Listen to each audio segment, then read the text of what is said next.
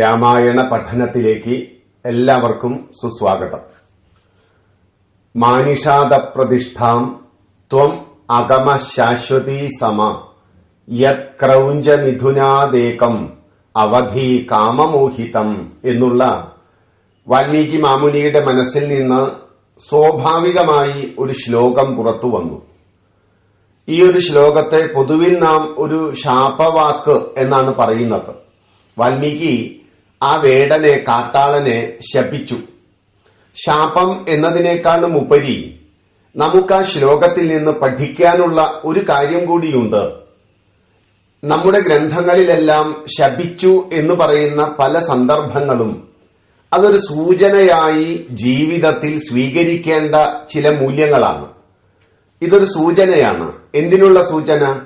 ഇതാണ് കയ്യിലിരിപ്പെങ്കിൽ നീ ദീർഘകാലം ആരോഗ്യത്തോടുകൂടി ജീവിക്കില്ല എന്ന സൂചനയാണ്.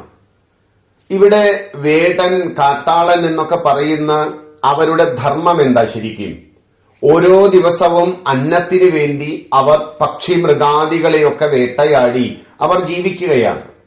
ആ നിലയിൽ ഒരു പക്ഷിയെ അസ്ത്രമെയ്ത ആ വേടനോട് എന്തിനാണ് വാൽമീകി ഇത്തരത്തിൽ ശാപവാക്കുകളൊക്കെ പറയുന്നത്? അദ്ദേഹത്തിന്റെ ധർമ്മമല്ലേ ചെയ്തത്. തന്റെ പത്നിയെയും മക്കളെയും ഒക്കെ ആ ഗൃഹസ്ഥാചരണത്തിന്റെ ഭാഗമായി അദ്ദേഹം അന്നത്തിനുള്ള ഒരു ഭാഗം കണ്ടെത്തുകയല്ലേ ചെയ്തത്. ഇതിനൊക്കെ മാമുനി ശപിക്കാൻ നിന്നാൽ കാട്ടിലെ നിയമങ്ങളൊക്കെ അറിയില്ല എന്നൊരു വിമർശനം വരില്ലേ? ഇവിടെ ഏതെങ്കിലും ഒരു പക്ഷിയെ വധിച്ചു എന്നതല്ല വാൽമീകിയുടെ മനോവ്യാധി. അത് അദ്ദേഹം പറയുന്നുണ്ട്, ആ മിഥുനങ്ങളിലൊന്നിനെ കൊന്നതുകൊണ്ടാണ്. ക്രൗഞ്ച മിഥുനാദേകം അവധി കാമമോഹിതം. ഈ ക്രൗഞ്ച മിഥുനങ്ങൾ ഭാര്യ ഭർത്താക്കന്മാർ അനുരാഗത്തോടുകൂടി ഇരുന്ന് താങ്കളുടെ ജീവിതത്തെക്കുറിച്ചവർ ഓരോ വർത്തമാനങ്ങളും പറഞ്ഞിരിക്കുന്ന സമയത്ത് അതിലൊരാളെ കൊന്നു എന്നതാണ് വാൽമീകിയുടെ മനസ്സിനെ വേദനിപ്പിച്ചത്.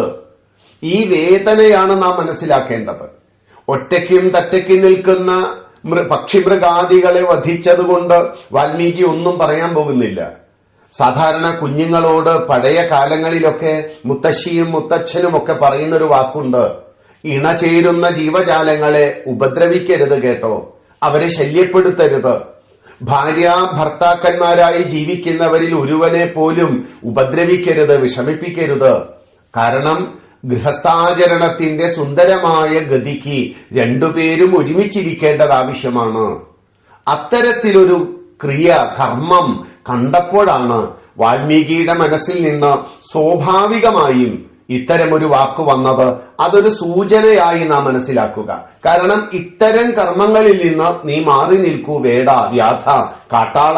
മറിച്ച് നിന്റെ അന്നത്തിനുള്ള വഴി ഈ അനുരാഗപൂർവം ഇരിക്കുന്ന ഭാര്യ ഭർത്താക്കന്മാരിൽ ഒരുവനെ കൊന്നിട്ടാകരുത്, മറ്റു വഴികൾ തേടണം എന്നുള്ള സൂചനയാണ്. അല്ലെങ്കിൽ നീ പ്രതിഷ്ഠിതനാകാതെ പോകും. നീ 100 വയസ്സ് വരെ ജീവിക്കുക എന്നത് മനുഷ്യനുള്ള അനുഗ്രഹമാണ്. ആ അനുഗ്രഹത്തിൽ നിന്ന് നീ മാറിപ്പോകും.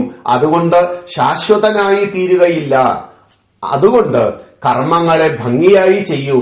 മറ്റു ജീവജാലങ്ങളിൽ അവരുടെ ജീവിതത്തിൽ സ്നേഹം ദാനമായി നൽകിയവരുടെ വേർപാട് അവരുടെ ജീവിതത്തിൽ ഉണ്ടാക്കാതെ ഈശ്വരൻ നിശ്ചയിച്ച കാലത്തോളം ഓരോ ജീവജാലവും ഈ ഭൂമുഖത്ത് ജീവിക്കട്ടെ.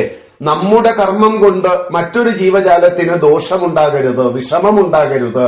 ഈ ഒരു സൂചന നമുക്ക് ഇതിൽ നിന്ന് പഠിച്ചുകൂടെ? മാത്രമല്ല, പരീക്ഷാ സമയമായി. മക്കൾ പഠിക്കേണ്ട മക്കൾ പഠിക്കുന്നില്ല. അമ്മയുടെ മനസ്സിൽ വേദനയുണ്ട്. എത്ര പറഞ്ഞിട്ടും രാവിലെ എഴുന്നേൽക്കുന്നില്ല.